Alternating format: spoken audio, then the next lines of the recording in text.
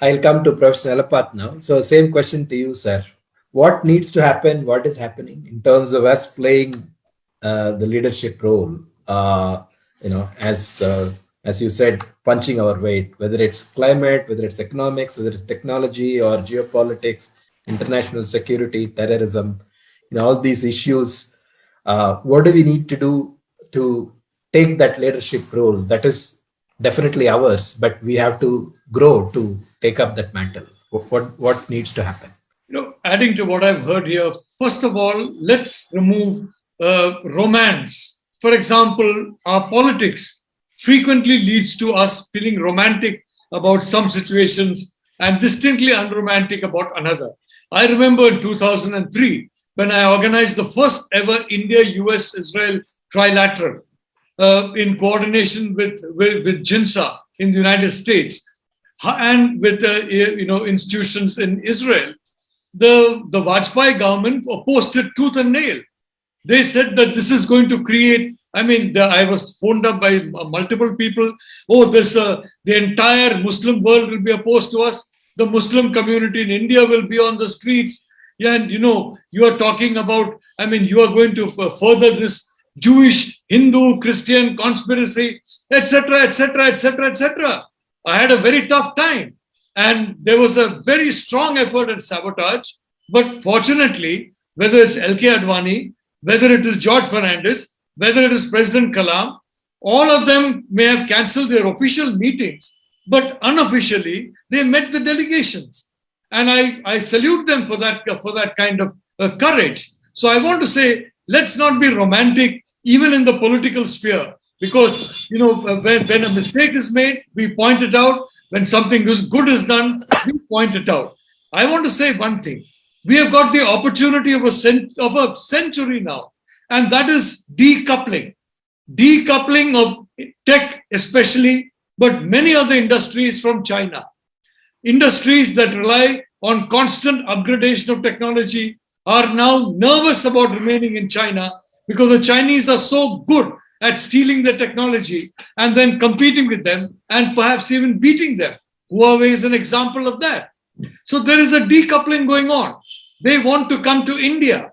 But then the point is you have to have a clear signaling.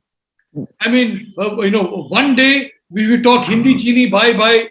The next day you say Hindi Chini bye-bye. Normal people will get confused. Very subtle minds will not get confused. But we are dealing with ordinary minds like yours and mine, and we will get confused. So this decoupling opportunity is an opportunity of $1 trillion. We have to seize it. And the only way to seize it is to show that today, when there is really, we're talking about Cold War, it's a bad word, maybe because we were friendly with Soviet Union at that time. But today there is a definite Cold War 2.0 between the US and China. We have to take advantage of that. The Chinese took the maximum advantage of Cold War 1.0 between the USSR and the US. We have to take the maximum advantage of Cold War 2.0 between China and the United States. And one way is to ensure that policies are put in place that a large number of industries relocating from China, industries from Taiwan, from the United States, from Japan, the three countries that assisted China very much and are today the targets of China, will come to India. So, I would like to say that, let us look at it from an India-centric point of view. And let us look at it in a hard-nosed point of view.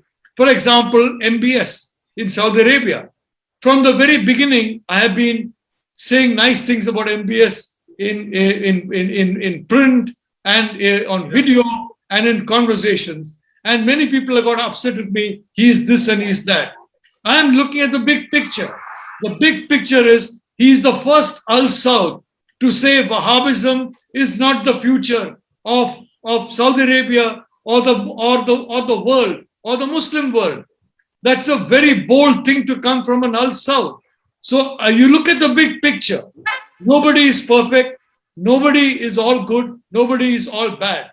Look at the good picture. And if in full picture, you have an advantage. I would say the world is advantaged by having an Al-Saud stand up against Wahhabism when it is this family that has put Wahhabism on steroids.